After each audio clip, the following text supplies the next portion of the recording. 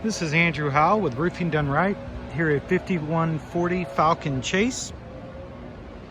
After speaking with the homeowners down on the ground and getting an understanding of what happened here with the Leland cypresses falling next to the pool pump there, definitely some of the things we discussed on the ground can be seen. We've definitely got some denting to the gutter helmets that we see down there. That area out there on the corner is obviously quite precarious, can't really get out there, but I would ask them to chalk that up as well in terms of State Farm. They should be working in a team to have some rope and harness if they needed there, but otherwise we've got that spot that has definitely been hit down there. The other spot that we notated down here on the front, again, has got some denting. Have to assume it's from windborne debris. I already see a couple of dead limbs in this tree here. I'm sure this one has a few as well that would have or could have contributed to that. As I move up through the roof, I definitely see what I would call some deferred maintenance. As you can see here, there's always going to be one last shingle on the row that will have nails to it. Well, those should be covered with roofing caulk, and you can see this set has never been covered, so they are rusting. Eventually that will rust out and cause you a problem. One of the other areas that was of concern was the corner on the front side over here. And again, you can see we do have a small dent to the ridge cap shingle.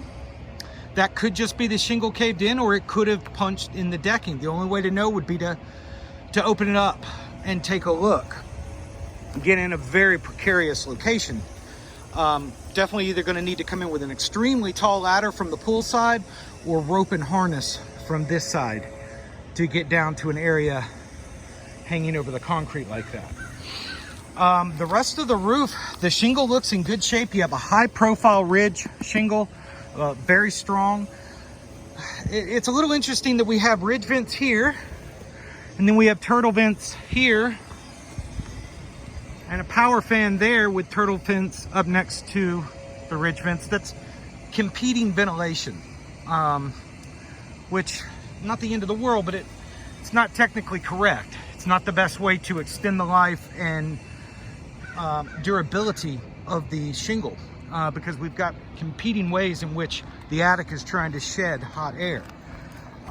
Again, from a maintenance point of view, as I look at your pipe jacks here, they definitely have got a few years on them, no big deal, but over time it's the UV rays that bake out the gasket there at the top that causes a leak. And 9 times out of 10 when someone calls with a leak issue, you can usually assume it's coming from a pipe jack or a skylight. Some rain collars on top of that would be a terrific way to take care of the maintenance of the roof, because rain collars are not very expensive and you wouldn't have to go about changing the boot and all of the shingles once the seal goes bad. And we see again, we've got exposed nail heads that are rusting. These are things that every 5 or 6 years someone needs to walk up and take a look at. Got a heavy amount of debris build up here in our valley. Anytime we see debris build up like that, that can create a natural water dam, and water can seep back underneath the shingles. Just something to think about in terms of your maintenance and your to-do list as you head into the fall.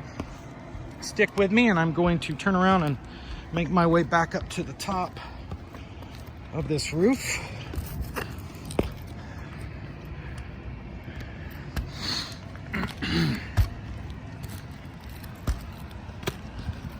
So make my way to the top. I'm not sure what this is. I assume it's from a tow board, where people installed a board on the roof so that they could stand here and work in some way, shape, fashion, or form.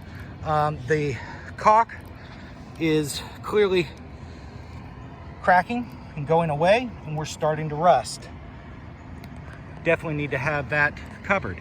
As far as the rest of the roof, I've made my way down the hips. There's almost no way for me to get down there while holding the phone via the video, but the shingle looks healthy. You do have some granular loss.